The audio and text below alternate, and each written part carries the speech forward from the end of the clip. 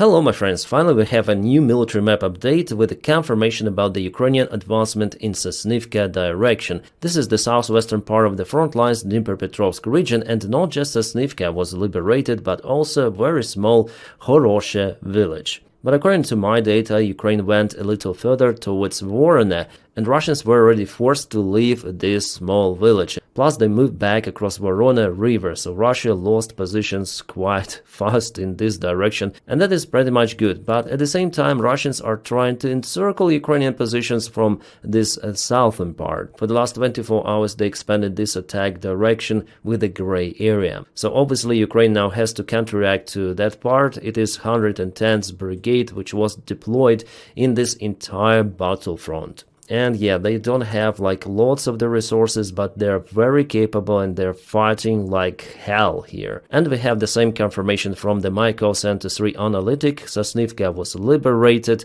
Horoshe as well, and the Vorna village is fully in the gray zone. But again, according to the information from the ground, it looks like Ukraine liberated this one as well. So 3 villages per couple of days.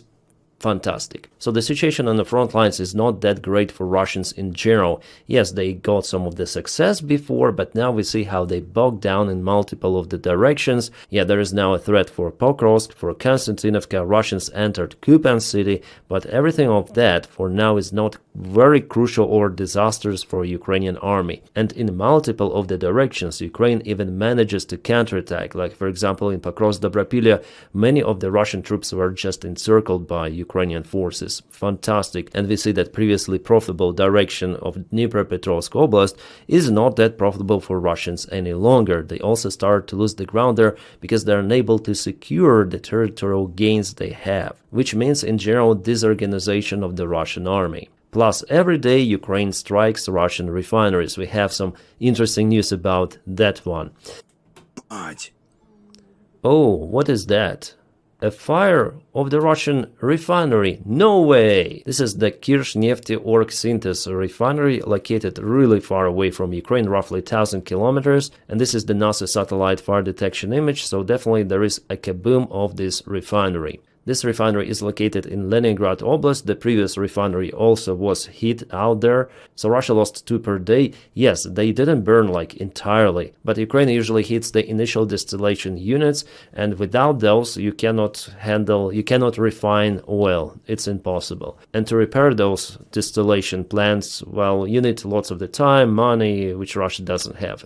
Well, even before the last week, there was the information published that Russia lost 40% of the refineries. And I would say it is even more. And St. Petersburg, which is in the same oblast with those refineries, it may struggle. It may not have enough fuel for any sort of the needs. Well, before Russia tried to secure the stability of the fuel supplies into Moscow region and to St. Petersburg, but we'll see how they manage it right now. Well, also in the same region, in the area of Lake Onega, Republic of Karelia, it's not far away from Finland, Ukraine hit the Russian small rocket ship. It is called Buran M. We have this official report from the Ukrainian Military Command, General Staff Command. And they call it a small ship. Well, definitely it's not that big, but it may carry some of the missiles. Also, it has a huge surveillance antenna and some of the hint of the stealth-like design that Trump doesn't like. He said, I don't know about stealth, but I like the old design of the ships. I like this design, honestly. And I'm happy that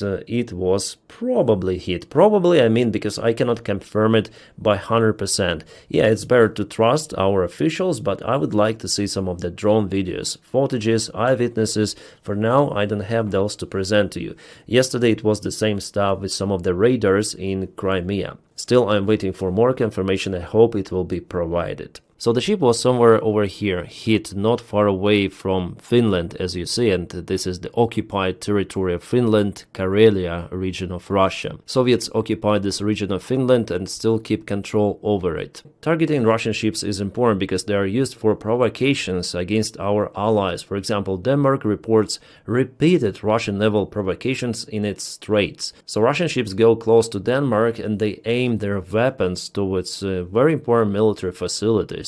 Well, I guess Ukraine may handle this threat for NATO because Ukraine is an active war state with Russia, and that's why with the proper weapons, Ukraine may try to eliminate Russian ships. And by the way, Ukraine already did it using, for example, Storm Shadow missiles. Ukraine absolutely demolished Russian big landing ships. Also, a couple of the missiles hit the Russian submarine in Sevastopol. So this red line for Russia has already been crossed, and today's kaput, possible kaput of the Russian ship close to Finland is one more evidence of the Ukrainian capabilities. I guess Ukraine will not stop on the spiderweb operation. No, it will expand. And Zelensky said that there's gonna be way more strikes on Russian territory, as well as different Ukrainian officials. They confirmed this information. Maybe there are going to be some of the missiles even used, and if we trust some of the legacy media, if we may trust them, well, they say that the United States and Europe will provide Ukraine with precise intelligence to bypass the Russian air defense to hit more of the Russian refineries. It is outstanding. About Tomahawk missiles, some of the media say it's not possible, like for example Reuters. Other media say that Trump really wants to supply Tomahawk missiles, but he thinks that the United States would need those as well. That's why he's not supplying. Well, we'll see anyways. After all, Ukraine has its own missiles. It's Flamingo. It's way bigger than Tomahawk. It's actually good from one side and bad from another side. It's way easier to shut down that big missile compared to Tomahawk, but there were even the cases then Ukraine used Tupolev 141 Strysh. Actually, it's the flying target for practice, but Ukraine configured it into the real cruise missile with some of the payload, and in 2022, those reached Engels airfield. And you see the design? It's very, very similar to Flamingo, and the size is almost equal. And back then, Russians were not capable to shut it down. So I'm still quite optimistic about Flamingo because Ukraine has the experience sending those big flying objects really far away into Russia. By the way, it was the first strike on Russian strategic bombers. At least one Tupolev 95 was flatlined, the other one received damages. Well, Russians, they're actually trying to shut down drones and missiles flying to them. However, still they're not doing it very effectively. Russia itself is big, but recently they put more of the air defense systems close to Ukrainian border because everything flies, after all, from Ukraine. So they want to build defense lines from their air defense systems. However, they're in lack of those because Ukraine may launch drones towards Krasnodarsky Krai, to the southeast, also to the north, to Leningrad Oblast, as it happened a couple of days already. So I don't think it's really possible for Russians with their current amount of the air defense systems to build that line, especially when Putin wants to get those air defense systems to work for him personally in the places he lives. Also, the day before yesterday, Putin visited Sochi, allegedly, and Ukraine also launched some of the drones to Sochi. I read some of the Russian news telling that Putin nearly escaped the strike on him. Yeah, they want to show that Putin is really risking his life for the government duties. And again, there are drone provocations elsewhere in Europe. For example, yesterday, Munich airport alone was closed 2 of the times per single day. It is crazy. Drones were also spotted in Belgium yesterday. The situation with drones is absolutely out of control, and I don't hear any sort of the reports about those drones being shut down by NATO countries, which is strange. I know that Ukraine sent some of its drone air defense units to Denmark, and now they're undergoing common training together with Danish soldiers. They teach them how to use small interceptor drones to fight against Russian threats. As we know, Ukraine is very successful in shutting down Russian drones. And yeah, we have those photos from Denmark. This is a Ukrainian drone interceptor that was delivered to Denmark, and here are our guys together. Yeah, Ukrainian flag is over there, and probably that's a Ukrainian drone operator, so they're doing this common exercise. So because Russia is unable to reach its goal on the front lines, they start, what? Once again, attack Ukrainian civilian infrastructure. Today in Shostka, Russian drone hit one of the civilian trains. Unfortunately, there are some of the life losses among Ukrainians. Not military, no. So this is the carriage wagon very close to locomotive, and it's been hit by Shahid drone. And definitely this is a civilian train. That's the standard color. You see also shrapnel hit the train nearby. Lots and lots of the holes here. Russians disturb Ukrainian logistics, hitting trains. It was a coordinated strike. Russians monitored the train using their surveillance drone, and later on they hit the train. The train, again, is a civilian one. Well, Ukrainian officials say that China provides Russia with intelligence information relative to the targets in Ukraine. As for example, Ukraine gets its intelligence from the Western countries, but it seems like Chinese intelligence gives only civilian targets. Or, as the most probable variant, the Russian regime is just bloodthirsty, and they hit absolutely everything. So the goal for Russia is to terrorize the Ukrainian population, to cause Ukrainians to rebel against the Ukrainian government, to disturb Ukraine from inside. That is the main goal of those strikes. But so far, Russia is not successful in reaching that goal. Also, they disturb Ukraine from inside, brainwashing people, trying to do it, yeah?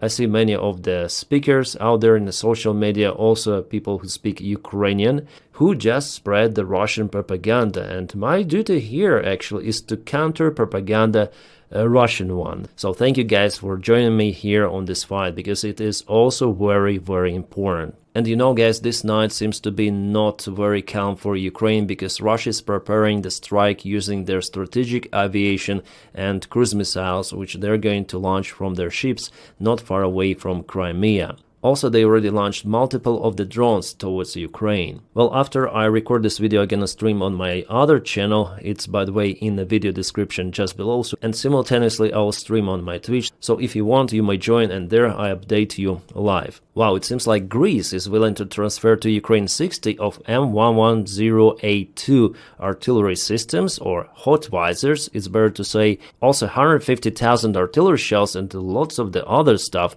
Greece, thank you.